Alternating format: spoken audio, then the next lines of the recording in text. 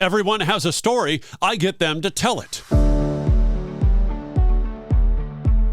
Welcome to the Aron Bender Podcast, conversations with media personalities about their personal and professional lives and journeys. Thank you so much for all your support, all the views, all the downloads on your favorite platforms and watching on YouTube or IGTV or on DB&A TV, streaming with the DB&A TV app on Amazon Fire, Roku, and Apple TV, or nightly 11 p.m. Pacific or 2 a.m. Eastern on DB&A TV, streaming at dbnatelevision.tv.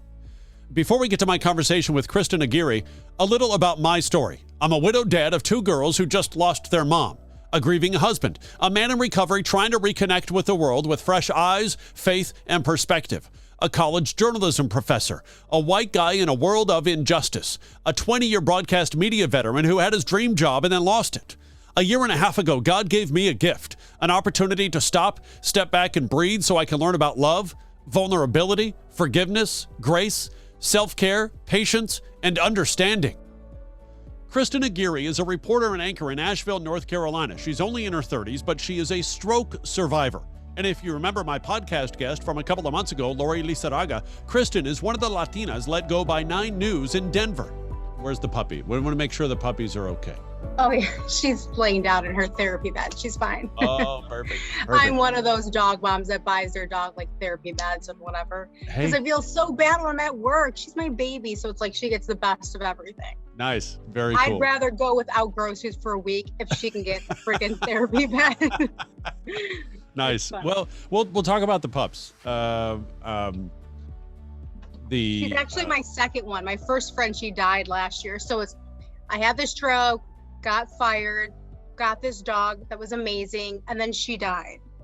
It was like one right after another. Yeah. Wow, Kristen. When she died, that like really broke me. I was a disaster after You're that. like, give me the stroke. Give me the determination. Give me the hellish job search during a pandemic. Sure. Do not take my dog.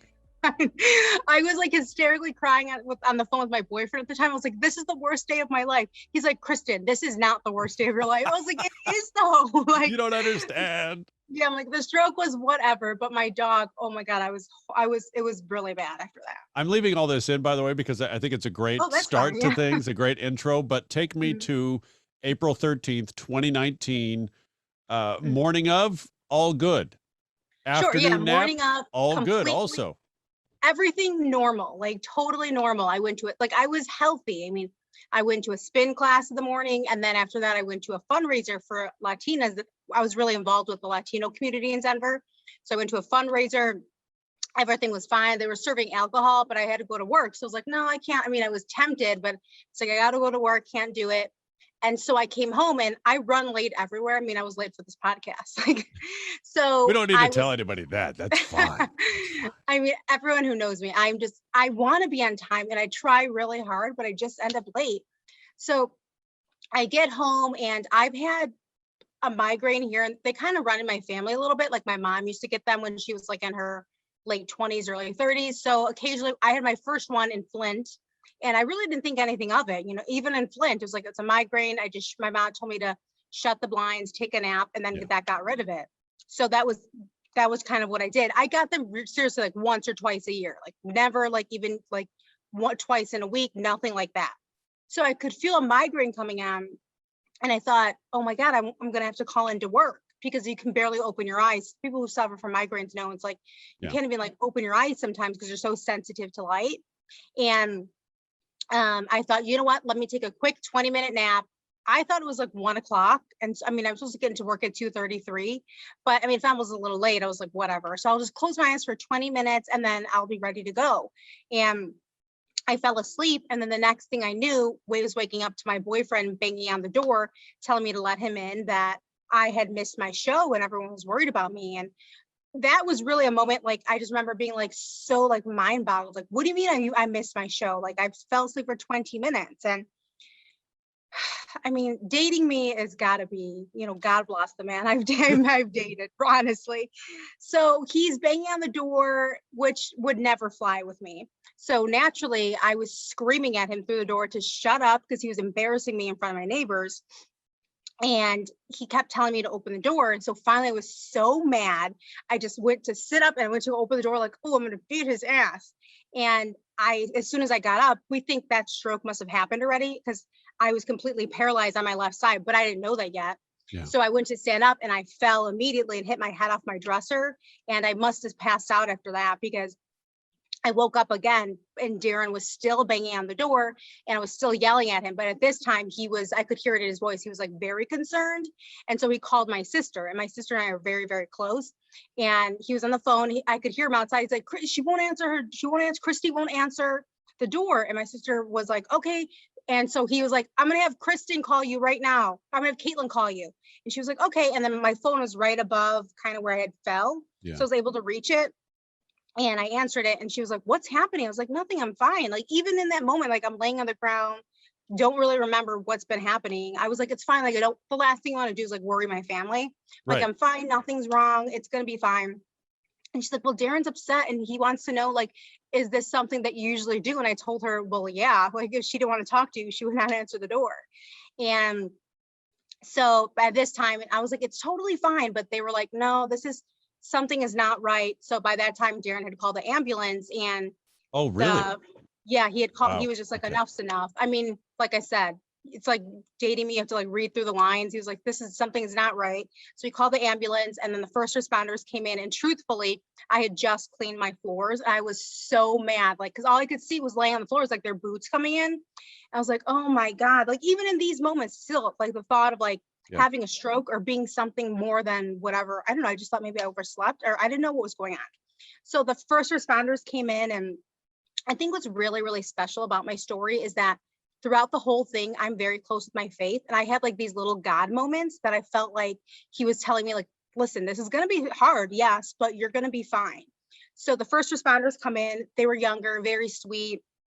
And one was a woman, and they're doing the whole like, okay, squeeze my hand, and I could do it on my right side. And this is when I was like, what is happening? So they had me squeeze on my left, but I couldn't move it. I was like, I'm trying, and they're like, come on, Kristen, like you can do it. And I was like, I can't.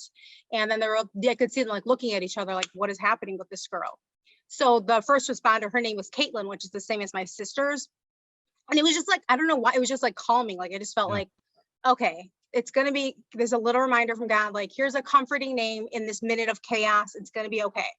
So she was very sweet and like was holding my hand really all the way into the ambulance. And then we get into the ambulance, and this is truthfully my favorite story of my entire journey. So Darren and I had been dating like casually, like a couple months. We worked together. He's a photographer at the station, but we were friends and we were just like casually dating. So he jumps in the ambulance with me, and the first responder is like, trying to talk to me, like, it's going to be okay. And at this point, they thought I had a complex migraine, which apparently like shows the same symptoms as Oh, stroke. interesting. Okay. Yeah. I was like, okay, so I'm like, okay, fine. Cause they like there was no way I could have a stroke, right? I'm so young. So we hop in the car or the back of the ambulance, and I'm on the stretcher, and the first responder's like, who's this guy? And I was like, I think he's my boyfriend. And then we just start laughing. And I was like, ladies, this is dating in your 30s. Like, I'm quite literally on my deathbed, still worried that I'm putting too much pressure on the man I'm dating. Like, it was, but we were just laughing so hard.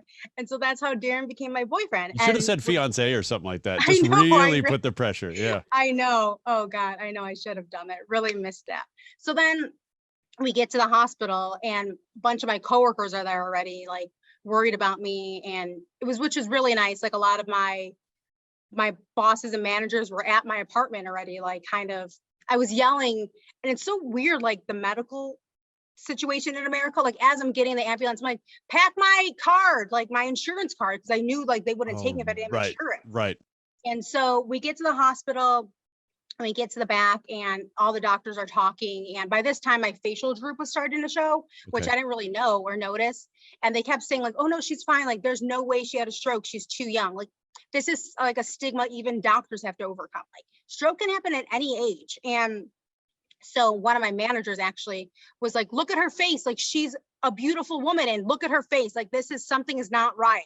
Like, they were just like, oh, it's a complex migraine. And they actually didn't give me a CAT scan for 8 hours, because my parents didn't get the call till like 1 a.m. after they ran the CAT scan finally to show that I had a stroke. Right. So it took them forever to kind of run those tests. But yeah, so then after that, it's so funny every time I tell this story, like it never gets easier because I'm always like, oh, like here's 5 minutes of a story that really altered my entire life. So then I was in the hospital for 3 months recovering. And then I got out and did outpatient therapy and got fired and got a new job. And here I am. Yeah. And, and that's it. and enjoy. Kristen, thank you so much for joining us on the podcast. That's all the time we have. No, I wanted to lead with this because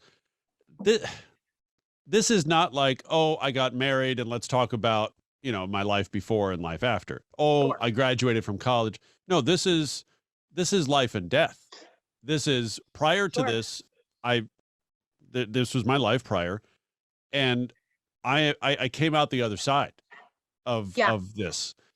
There is no, well, let's lead up to it and maybe we'll talk a little bit about it. No, this is the only reason you are here is because you survived what happened April 13th, 2019. Right. hmm it's really weird. Like when I tell people stories for a living and, it's easy to like craft like, oh my God, this person's a great character. I can't wait to tell their story. When I think about my story, like, I don't really think about it like that. Like I look at it like that was the only path that was really an option for me because that's just like who I am. And there were certain moments in the hospital that really fueled me. And one of them is I'm very, very close with my family. There's 4 of us. It's my parents and my sister, and we are creepily close. My sister and I sometimes have to like really put some boundaries with our parents. We're like, okay, there are certain things we shouldn't talk about. But my parents are really young. They're in their 50s. So I would say like we grew up together. They were in their early 20s especially with me, when they had like, they were more like traditional parents with Caitlin, but with me, like they had no idea what they were doing. Like I still don't think they know what they're doing, but they're the best. So we're very, very close. And there was a point in the hospital, my doctor, and I was really close with my team. They were like, listen, typically young female adults who have a stroke recover quicker than anyone else. And I just felt so thankful in that moment because I thought, I'm very much a woman, like put me in the game, give me the ball, 5 seconds left in the clock. Like I'm that kind of chick. So for them to say like, hey, if God was going to make this happen to somebody in my family, wouldn't I want it to be me? Because like the idea of sitting next to my dad, watching him learn to walk again, or my mom, who, I mean, they're truly the best, most supportive parents. Like, I don't know if I could have had that much strength that they showed me like every day wasn't like, okay, we're going to walk today. It's going to be great. There were some days where I was like, why the fuck did this happen to me? I hate today. I hate my life. Like mental health is like a whole nother thing. Like, there were some days where I just really just wanted to kill myself because I just didn't know if I would make it to this moment that I'm in right now. And like, I just don't know if I would have had that strength that they did. So if this was going to happen to me, like, I'm glad it was me, not my little sister, not my mom, not my dad. And so, I mean, it is what it is, especially now, like looking at all of that on the other side, it's just crazy. Without them by your side, because rehab and therapy, while I've not gone through it physically, it's something you need to do yourself. To heal, 100%. Nobody can walk for you. Nobody can Right. heal your childhood trauma other than you. Name the thing you need therapy for, and it can only be done with you. How did you talk about mental health? How did you summon that strength? Really, for me, it was like my faith and the best thing about being at Craig is that they really encourage like family support.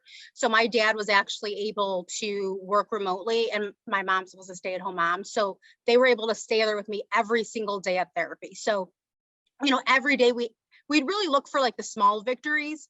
And so every day, if my toe wiggled when I was completely paralyzed, we were like so excited. It's like look up and to see my parents there, like embracing those moments, like that really pushed me because I thought I want to get back to those moments. But even if it was going to be in a wheelchair, like I want to feel good about who I am, and embracing those small victories really helped me get there. And then really having like the best medical team I could have, like they were really, really behind, like getting Christy to feel how she used to feel. My family calls me Christy, so that's just kind of what comes out. But they were really like, okay, what did you like to do before you came in here? Like, oh, I used to always get my nails done like a couple, once or twice a month. That's just like something that makes me feel good. And so, you know, they were getting really ratchet in there. And so they set up a time to go out to a nail salon. And those moments were really scary because I thought, because my hand was so weak, and there's this thing called tone that you can get after a stroke where it kind of, your muscles kind of tense up a little bit and they can fist. And so mine wasn't completely in a fist, but they would be rough some days. So like the first couple times I got my nails done, I'd have my therapist and my mom there, and they would be there helping me hold my hand. And I just kept thinking, like, I don't want to get my nails done like this forever. And those were the moments I was like, okay, so what do we have to do to make sure that I can live on my own and get my own nails done by myself? And those are the moments that really fueled me. But to have a team that was like, okay, well, let's figure out how Kristen can get her nails done, or she, you know, does facials, or used to love to run. So what are we going to do every single day a little bit to get you back to the things that you love? And that's kind of what really fueled me. And also looking at God's timing in all this. If this had happened after you were fired, imagine, you know, the insurance, the bills, things like that. If this had happened on your weekend and you had no plans that weekend, there's nobody knocking on your door saying you missed a show. Well, there was no show to miss. That's, I always think about, what if I had called my boss, was like, listen, I have a migraine, I'm not coming in. Like, nobody would have noticed for days I was not there. I mean, I would 100% be dead. So I was thankful I didn't do, like, so many little things like that. Like, thankfully this didn't happen in Flint where I was before Denver. You know, it happened in Denver where I was at a place that had one of the best rehab hospitals for brain injury, spinal cord. Like, what are the odds that that happened, that I was in a city that had those, you know? And even when I was unconscious still at the hospital, my parents were talking to the team about, well, you know what, maybe we'll just take her home to Chicago, which also has a Shirley Ryan Rehabilitation Center, which is one of the best in the nation as well. And I just always thought, how lucky am I that I was able to be treated by the top of the top? And you know what had happened to me, like, I was among the doctors that were making waves, that are making these breakthroughs. And yeah, I mean, like, that is such a blessing. If this happened earlier in your career, whether it's Flint or, you know, Great Falls, Montana, or something like that, right? You know, God bless those doctors and nurses, but they don't have, excuse me, they don't have the resources, they don't have the technology, they don't have the innovations that the big cities do, like Denver, like Chicago, like LA. Oh yeah. I think, yes, timing is everything. Like, it happened. I was sad, of course, at the beginning, because I felt like I was at the peak of my career. But because I was at the peak, I was able to step back into the position that I am now. And I don't think I'm starting from scratch. I'm starting with experience. But because I had all that under my belt, I was still such a marketable candidate, you know? Yeah. What was your, go ahead. There were people that, I mean, I had interviewed with, I won't name where they were, but were so obsessed with my stroke, like, would not. So what happened at 9? Like, is this an interview, or are you just trying to be nosy? It was really hard looking for a job. And then I came across this place with this boss, and it was just another God moment where, like, everything just clicked. Like, Brian, who's my boss, his first phone call to me, I was like, oh, hi, we're setting up an interview. He's like, hi, I just want to let you know we're really familiar with brain injury here. And I was like, what? And my predecessor actually had a brain injury. Oh, wow. And so, yeah, it's so crazy. And so he had told me a little bit about, and my predecessor had a lot of cognitive issues, which for me was mostly physical and not too many cognitive issues. So they were already, like, well-versed on kind of the fatigue and how things can get a little fuzzy for people. So they were like, oh, we have support here. And it was, you know, you hear people say that, you're like, yeah, okay, whatever. Right. I mean, by the time I started, I really didn't need that much support, because, like, my fatigue had really subsided. I mean, I can still get tired here and there, but not how it was in the beginning. And it's interesting, the idea that they are not shying away from that, saying, hey, we've already dealt with this. We don't want to have to keep dealing with it with somebody else, somebody new. They're like, oh no, we know how to deal with this. We welcome that, because we want to support you, because we are a fan of yours as a journalist. It was really weird. Like, if I felt like tomorrow I had to go into work and I was sick, or I just had a bad brain day, I have no problem feeling I could call Brian and be, listen, I'm going to call out. He'd be like, all right, well, take a day and we'll talk tomorrow or whatever. Yeah. Like, the thought of doing that in Denver, like, I would go in like half dead and call out. Well, and I do want to get into what happened at Denver. I did mention in the intro to the podcast that you are one of the three people that Lori Lizarraga, former podcast guest, wrote about in her article for Westward in Denver, Yeah, talking about Latinx and Nine News. You know, it's you, it's Sonia, it's Lori. You know, we'll talk about what happened with you three sure. there. But I do want to just kind of put a bow on the stroke recovery. What was your therapy timeline? You talked about, you know, you were in a rehab center. At what point did you feel like, oh, okay, I can walk again and walk normally? I can do things now that, 2 months ago I couldn't do. I You mean, know, I don't think I'm ever going to be normal again, whatever the hell that is, but I right. really don't think, like, Yeah, I let's think for a throw lot the of word normal out brain the injury window because survivors there's know that, I mean, things are rewired up here. And I mean, is my personality back? Is the way I think, the way I write back? Sure, but it's of course different. Like, I'm a different journalist now. I've been through things. I look, do it through a different lens now than I did before. And I think that really impacts my storytelling. But yeah, I think it was like 3 months before I could walk again, 2 to 3 months. And my team actually was like, our first meeting was like, they called them conferences. That was really the worst thing ever. They were like, listen, you're probably going to leave here in a wheelchair just because of where the stroke had hit.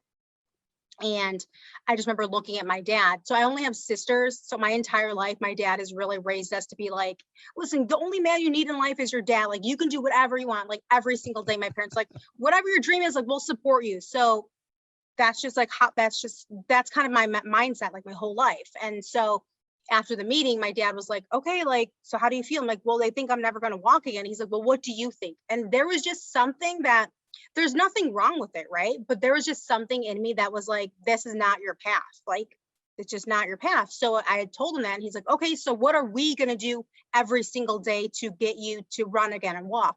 So on the weekends, I mean, I would bust my ass in therapy every day. And I'd have like, okay, you want to do this exercise or this one? Which one is harder? And I would do that. Like, I would do my best. And then even on the weekends, we would go to the gym, and there was actually an officer that was rehabbing there as well. And he was there every weekend too. And I just kept thinking, like, okay, if he can do this, I can do this. And it was really looking at like my peers that were recovering, some of them from like things that were worse than me, I thought. And so they kind of really gave me strength. And so then first it started off with like a toe wiggle, and my therapist was like, this is how it starts. And it really was. So it was like a toe wiggle. And then we started trying, we could move, then it was like up my calf. And then we were able to do like walking on the bars. And then after the bars, I had like my first cane, or I did a walker first. And then after the walker, you get like a 4-prong cane, and then it's just a 1-prong cane. And then before you knew it, I was walking. I mean, it sounds so quick, but I mean, this was like a week or two. It was really quick, actually. It was like toe wiggle, week later, the bars, a week later, the cane, a week later, nothing. And then it wasn't until outpatient rehab that we really worked on running, where it was like more high functioning things. And then my arm didn't move for almost 6 months. It was crazy. Like, every day I'd come back from therapy just so defeated, because they really worked your ass. So it was like up at 7 a.m. to like 5 at night, 5 in the afternoon, therapy nonstop, like whether it was cognitive for my hand, for my leg, there's always something. So even after I'd come back from therapy, and I would try to do these exercises where I would move a washcloth with my hand, and I couldn't do it forever. And oh my God, it was so frustrating. But that's where having my parents there, they'd be like, okay, well, you know what? Why don't we stop right now? Because you're getting really frustrated, and then we can try tomorrow will be better. And that was just kind of our mentality. Tomorrow will be better. Even if my arm doesn't move, tomorrow's going to be better. And then it was just one day I just tried moving it. I mean, I was trying to move it constantly, and I was able to move it in bed, and my parents caught it on camera. And it's such a sweet video, because you could hear my mom in the background. She's like a really big crier, and she's crying. She was like, oh my God, she's crying. And I'm like, Mom, shut up. It's really funny. And so then we had that movement going. And then slowly but surely my fingers came. I mean, it took a while. It took a long time. And really it was just every day, like trying to strengthen whatever I could move. And really just kind of thinking, I would always think like, okay, so even if this is the only movement I get back, how are we going to make it work everyday life so I can live by myself? And I love my parents, but it's time to like get on my own again. And so I just really kept building off that. And now it's like, I wouldn't say my hand is perfect. It's still like fine motor skills are a little Mhm. bit tough, but to me, if that's the worst thing I'm living with, like whatever.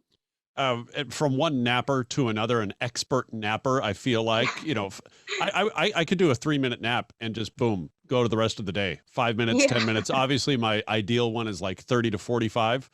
sure. I want to ask if there was any kind of triggering when you would like, okay, I need a nap. Oh, wait a minute. The last time I napped, or Mm. that's what happened. Anything like that that you had to deal with and get Not over? honestly, not until I was more healed, because I just desperately needed those naps. Like I didn't even have time to wonder, like, oh my God, last time you did this, you almost Yeah, died. It was during like, recovery, yeah, yeah, my brain was it's like, no, girl, exhausting, right? you're gonna nap right here, Yeah. right in this very moment. So no, I never had those. It wasn't until I was living on my own again that those thoughts really started to seep in. And I went to therapy and really had my therapist help me kind of work through those moments where it was triggering and anxiety would like flood in. And Wow. yeah, we Yeah. just kind of, work through things like prayer or meditation that's really like helped me like calm. And I mean, they're still there. They're going to be there. Like those thoughts are there forever, right? Yeah. I mean, it's the same thing as like when I get home late from work and I'm like, oh my God, am I going to get raped and murdered right now? It's like, okay, it's going to be fine. We're just going to make it to the door, get in and shut the door. So, but therapy has helped me so, so much with all of that. What happened at 9 News? I mean, obviously, we're going to link in the show notes the article that Lori wrote and that Sure. we talked about in the podcast a couple of months ago. But from your perspective, and also what went into the decision on your end to co-sign that article? Um, okay, so what happened at 9 is I got discharged from the hospital in June and there was a lot of support, right? But I think what people don't know is yes, 9 looked like they were really supportive, but that wasn't my managers. Those are like my best friends that were coming to the hospital every day or organizing the stroke walk for me. That wasn't like managers that were like, hey, we have to do this for Christy. That was Danielle planning everything, making t-shirts. That was, the people who loved me that were with me. Those are the people that were doing that.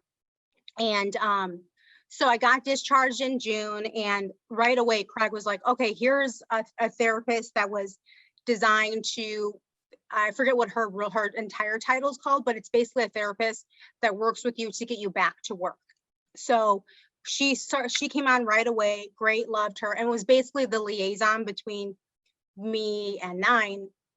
And so initially we went in, she looked at my desk, like luckily I didn't have any like deficits where I needed like special equipment. Mhm. And so that worked. And we started off initially with like run through shows, like practice shows. And yeah, they were bad. And that's because not only did I recover from a stroke, but I hadn't done that. I hadn't anchored a show in almost a year. Like, of course I was going to be rusty. So we did that a couple times. And I remember looking at my boss's face, like the first time I ran through, and I could see her, she was like, I mean, I was good at my job. I'm still good at my job, but yes, I was bad at when I first went back. Like it was rusty. Yeah. They Yeah. were really so honed in that I didn't sound like myself. Um my voice was off. I didn't have my anchor voice anymore. And they were just like really obsessed with that. So it was like every day we'd have these meetings. Like I think one of the first meetings I had with Tim Ryan, we went in, he was like, yeah, no, the anchoring is just not for us. So I mean, I knew after that meeting that I was just like, okay, like this is not going to go the way we thought it was going to go. So like, just be prepared.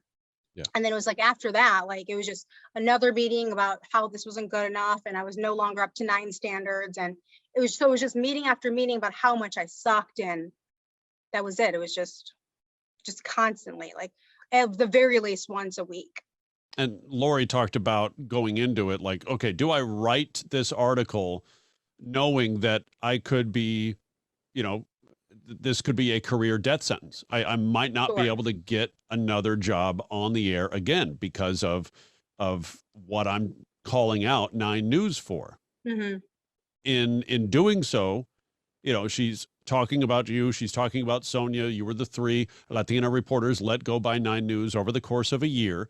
What went into your decision to co-sign that, knowing the risks? I guess I didn't even really care about the risk because I felt Like what happened to me could never happen, shouldn't happen to anybody else. And really, I felt so blessed because I had just the best support system that there's no way everybody who's going to go through some sort of illness like this there is going to have that same support system. Like, okay, great. I got fired and that's horrible. But I mean, I did have savings. I was able to leave Denver and come home and live with my parents, but not everybody has that. And so that for me, I just kept thinking about the person behind me. What would happen if this happened to them? Because stroke hits 1 in 6 people and everybody gets disabled in their life unless they die young. And so I feel like, oh, that's interesting. Really interesting perspective. I really had to set a precedent. And that's what they said when they fired me, that, you know, they were like, well, we have to set a precedent. And I remember thinking like, the precedent is what? You get sick and you come back and you can't come back and you get fired. And I was just so done with them at that point when they were firing me that I was like, just get me the hell out of this building. I don't care. Yeah, I will sign whatever, just get me out of here. And so in that moment, and I just had so much to say, but really didn't have like a platform, and I was scared. I felt very much alone after I had gotten fired. So I didn't really say much. And Westward had actually reached out, was like, let's do an interview. And my couple of mentors that I reached out to, my agent was like, let's not do that.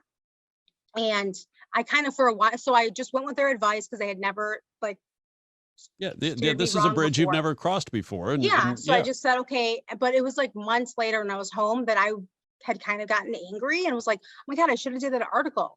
And then Lori was like, hey, I'm going to do this article. Do you mind if I talk about you? And I was like, no, like, let's do it. And because I had so much to say about it, and I felt like now is the time, and really prayed on it so long that I really think when it comes to timing, like God was like, listen, now's not the time. Like, we're going to hold off to tell your story, and it's going to be way more powerful when you come together with 2 other women. And that's what happened.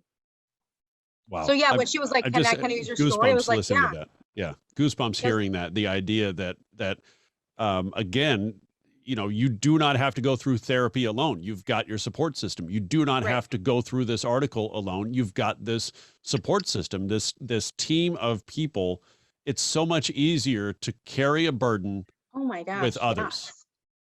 Like having like Sonia and Lori and both of them on either side of me has been just such a blessing. Like the article itself has been very triggering, and just because you don't know how people are going to perceive, we didn't know how it was going to come out. There's no way we thought it was going to have this big of an impact and that there would actually be support or changes being done, you know? Right. And so on the days where there's anxiety between all of us, it's so nice to like lean on them and be like, guys, when is this NPR article coming out? Because I'm going to have an anxiety attack. Like, it's going to be fine. And so it's nice to have them. But I'm so glad I waited and let Lori.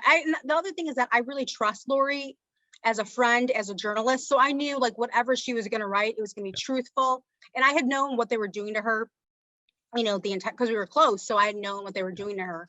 And so I knew whatever she was going to write, it was going to be truthful and it was going to be powerful. And that's why I was like, yeah, use me however you want.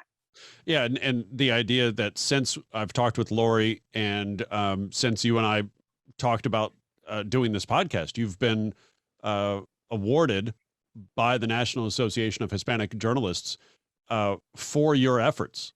The three of you are recognized for that. Unbelievable. I mean, when we heard that, so the 3 of us watched the awards together, like we did it on a FaceTime, and talk about triggering. As soon as we won that, like Sonia and I were like bawling our eyes out, and just the idea that everything we went through, not that, you know, we went through everything to get an award, but that maybe some people saw like the things we went through and how powerful they really come to terms. We were just crying, and it was just such a special moment. One of us taped it, which is weird because it's just like us crying, be like, I can't believe we won. Well, it's like the video of your mom crying in the background when you move your arm. You're like, stop it, just stop it. Like, everyone pull it together, we're fine. Yeah. Now, of course, you've got your Frenchie laying over there in her therapy bed, but we have to talk about the first Frenchie. Oh my God, Vaca. Yeah. It means cow in Spanish. So she looked like a cow, and I adopted her. And she was rescued from a puppy mill. So this is so weird, but her nipples were so big and stretched out because of how many puppies she had. Oh yeah. It was so sad, but I felt like, okay, she's healing, I'm healing, like we're going to do this together. And Yeah, so I got her in February of 2020, and then Also, after the stroke. yeah, I mean, after the okay. stroke, Yeah. during my healing process, during recovery, I got her in February, and she was just the best. So sweet, like loved her. She was my little buddy. It's so funny. It's just like dogs just love you. Like they don't care what's going on. And so when I got fired in March, I came home, I was so upset. And I remember opening the door and she was just sitting there. She's like, Mom, we're going to be poor, but it's fine. Like, look at me how cute I am. She's the best. I know you just got me, but I like this home. Yeah, I love it. Don't give me away just yet. I barely cost you any money. Like, come on. So, I mean, she was just such the light of my life. And then, yeah, I got fired, whatever. That was horrible. And then it wasn't until, I got fired in March. So I think it was May, maybe the end of March. It's all fuzzy. Okay. Yeah. A month or two later, I take her in to get spayed. And then she had to have another procedure done on her nose because Frenchies are hard to breathe sometimes depending on their nose. So she had that done. And then she came home from a surgery. Everything was fine. And like a day or two later, she started puking nonstop. And so I took her to the vet. And then I take her in. They're like, yeah, she has ammonia. I was like, what? Oh, no. And then it just like quickly, then I had to take her to like this emergency vet hospital. And they were like, yeah, we have to give her a blood transfusion. I mean, I was so in love with her that I was like at $3,000. I was like, whatever, just take my savings. Of course not. No, I mean, even though I just got fired, I was like, take every penny I have. Like, I don't care. Meanwhile, my dad's like, put her down. Oh, no, come on, Dad. Come on. Such a dad though, he's like worried about my finances. I'm like, no, I will live on the streets before we put her down. So then they do the blood transfusion and they were like, she's just not going to make it. And this was all at the beginning of the pandemic too. So it's like, I couldn't go in there with her. Oh, they had to come and take her out. And then they did let me, they were like, okay, when we decided like, okay, there's just no other avenue. Like I would have to take her to get like monthly blood transfusions. And there's not even like that many of those type of hospitals around Colorado. So I was like, all right, we did everything we could. I was able to go in there when they gave her the shot to put her down, and emotional wreck, like to the point the vets were like, should we call someone? I'm like, I'm gonna be okay, I promise. But yeah, I got to hold her when she left this world, and she was just such a blessing. And I think about the life she must have had before me, and just like at that puppy mill, like how horrible. At least I was with her the last few months and she was pampered and loved. Got to live so like much. a queen those last few months. Oh my God, yeah. She was so loved and really helped me like during some of the most difficult times on the recovery journey. Yeah. Like when I look at my recovery, I think I really thought like the hospital was going to be the hardest part. And really I was like, oh my God, the hospital's a piece of cake. Because every day I had one mission. It was to get physically back to walking, move my arm. Or in life, I'm like, I'm just a mess. Like I need to talk to my therapist. So, and that's because in the hospital, life was on hold. Life is like your only life is in those four walls and the halls that you walk up and down. 100. So that was really like, when I look at my recovery, that was the easy part. And it wasn't even that easy, but that was the easy part. And so coming out and like dealing with regular life was really the hardest. And, I had her through it all and she was the best. And so we put her down. And then in May, I moved back home with my parents. And then I got Frida in September, and she is a completely different dog. Like Baka was very chill, quiet, just wanted to hang with me. Frida is like her own person. Like she wants to go out for walks, wants to hang out with other dogs. Like I think she misses me sometimes when I'm at work, but not always. But I think also you're ready for Frida. Yeah, like I'm for this type of dog. You needed Baka when you're recovering. You can't. Right, they're totally take her out both for walks where I like was that. in life. Yes, yeah. Yes. And Becca was very slow, and we could walk around the block once or twice, which is when I was trying to like strengthen my leg more. And now I run every day. So Frida's like, cool, let's go out for a really long walk, Mom. So yeah, oh my God, and that goes back to God's timing, right? Like maybe it was time to let go of Becca at that time and to make room for another dog that is what I needed at the time. I know you mentioned Chicago a few times, and I was going to guess either Chicago or maybe Detroit or something like that, if only because of the way you say ma'am. Oh, ma'am. That's the only way. That's the only way I'm like, okay, she keeps mentioning Flint, but that's where she worked, out of college or whatever. So it's got to be somewhere else. Maybe Chicago. Maybe there's some Michigan. Elsewhere in Michigan. No, um, is that something? That that accent, that northern accent, is that something that you have worked on to suppress, if you will, get rid of? Yeah. I was going to say suppress, but you could say get rid of. Yeah. Is yeah, that something? especially when I started anchoring, my first news director, who's very much still a mentor and a very dear friend. I remember her taking me in her office. She's like, okay, we got to work on the A's. Like, they're just too much. And so I worked really hard to get rid of that.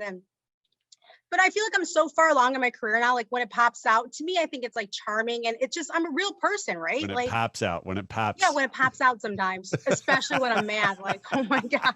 Wow, look at you. Like Southside's coming out. Everybody hide. Yeah. Now every other word is mad, pop, It's that's so good. That's so good. But when you're like in Flint, you're like, Kristen, okay, that's cool. But when you get to Denver, like, oh, okay, all right, we've got to work on it a little bit. How is it in North Carolina? How are they with it? So the things that I'm working on for anchoring here is definitely like my pace. I'm naturally like a really fast talker. So getting behind the desk, it can like speed up, and so we're really working on my pace, and like I feel like we're fine tuning, which is nice because it's not like, whoa girl, you're still a hot mess. But my boss is truly incredible. When I first got, like after my first week, we had like a little sit down, and he was like, okay, we're doing great, and I just want you to know that you don't need to impress anybody. The only person you need to impress is yourself. Like, you don't need to do anything for me. And I just told him, like, listen, I just want to make you proud because I feel like you took a chance on me. And right away, he's like, I didn't take a chance on you. Like, I knew you were going to be great. Like, your brain injuries, whatever. But he's like, we just want to get you back on the bike. He's like, because honey, your bike broke. Like, we want to Here's get a new you bike. back. Yeah. He's like, we want to get you back on the bike. Like, so just take your time and we're going to figure it out. And he's been like that every single step of the way. So yeah, my anchoring is it exactly how it was when I left the business in last April or 2019? No, but I think it'll get there. It's just I'm rusty still. I've only been back 2 months, and I'm constantly looking for help. I do feel like a little sponge. Like, who else can look at my shit? Like, what do I need to work on? And my agent calls me every week, and we look at my tape, and she's like, okay, see here, like, let's slow down here. And she talks to Brian, and they both, kind of team up. And it's nice to like trust them because like I don't think they're like doing anything shady. Like I think they genuinely want to see me succeed.